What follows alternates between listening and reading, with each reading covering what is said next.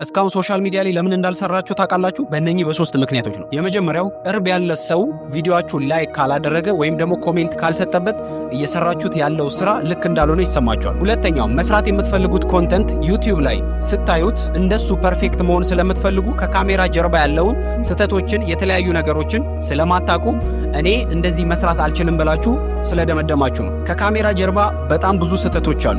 ሶሻል ሚዲያ ላይ የምታዩት ቪዲዮ አብዛኛው ተቆራርጦ ስህተት ተቀንሶና በጣም ብዙ ፊልተሮች ተደርገው ነው የሚቀርቡት። ሶስተኛው ነገሮችን በአንዴ ፐርፌክት ማድረግ ስለምትፈልጉ። ነገሮች በአንዴ ፐርፌክት ሊሆኑ አይችሉም፣ በሂደት ነው። እኔ ከዚህ በፊት የምሰራው የቪዲዮ አይነትና አሁን ያለው ቪዲዮ ሰማይ ከምድር እንደሚርቅ እንደዛው በጣም ሰፊ ልዩነት አለ። ስለዚህ በአንድ ፐርፌክት ላይ መምጣት አትችሉም። አሁን እጃችሁ ላይ ያለው ስልክ ተጠቅማችሁ ቪዲዮዎችን አፕሎድ አድርጉ። በእርግጠኝነት የዛሬ ዓመት የዛሬ 2-3 ዓመት እርግጠኛ ነኝ የተሻለ ስቱዲዮ ይኖራችኋል። ስለዚህ ሶሻል ሚዲያ ላይ እነኚህን 3 ምክንያቶች ወደ ኋላ በማድረግ እጃችሁ ላይ ያለው ስልክ ተጠቅማችሁ ቪዲዮ ዛሬውኑ መስራት መጀመር አለባችሁ።